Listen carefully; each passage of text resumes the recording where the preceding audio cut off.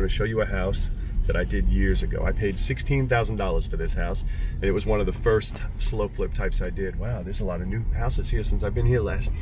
Anyway, so this was one of the first ones I did. And so when I originally bought it, my plan was to renovate it, right? And I had my guys over there renovating, and they're working on the house. They call me in the afternoon. I go over to check on them, and the whole block is taped off, police cars and tape, and they're pulling out the neighbor in a body bag. He got shotgunned, right? So they're pulling him out in a body bag, and I called my guys off the job. I was like, forget it, we're out of here. I'm just gonna sell it as is, and that's kind of one of the things that led us into the slow flip, right? So I said, I'm just gonna sell it as is. Maybe it was 2005, I don't remember. Somebody wanted to buy it outright.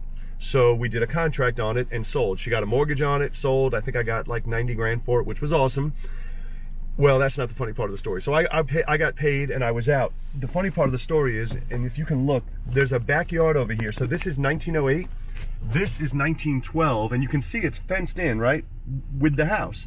So it's part of it, but it was separately deeded. So anyway, they just sold 1908. Well, the person who bought it kept sending me messages, oh, it's showing that deed, and I said, well, just have your lawyer write it up, I'll come in and sign it over to you, no problem. Well, she ended up, as the whole world did in 2007 and 8, got foreclosed on. So she got foreclosed on that house and it sold at auction.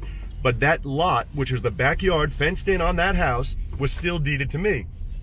Not that I cared. I just, I'd get a tax bill and I would send it to who. I'm like, well, I'm not paying it. I don't own this thing. Well, then they started getting violations because they would be tires. This lady, and her name was Jacqueline, she was a city inspector. She used to call me all the time, and she was like, you got another violation, you have to fix this up or you're gonna get a fine and all this. And I'm like, I don't own it. And she's like, well, the deed's still in your name. And so I remember joking with her one time. I said, I'm gonna go down to the city and deed it to you. I'm gonna gift it to you right now. And she's like, no, don't do that. And so this went on for a while. She would call me every couple months and she's like, the grass is higher. And I'm like, it's fenced in, it's the neighbor's property, but it was still deeded to me. And so I never did anything. I never paid the taxes. I never mowed it. I never did anything with it. And then eventually it went to tax auction. And when it went to tax auction, finally, it actually got sold at auction. I don't know who bought it. It would have to be the neighbor because it's worthless. It's not buildable. It went to tax auction and somebody bought it, and that's how it got out of my name. But up until then, it's like there was nobody to sell it to or give it to because it was in my name, but the person that should have owned it got foreclosed on and took off. And so now here I am with this lot that's really just a backyard for a house and stuck with it. And they're giving me violations for tires and garbage and high grass. And that's my story on Maple Avenue.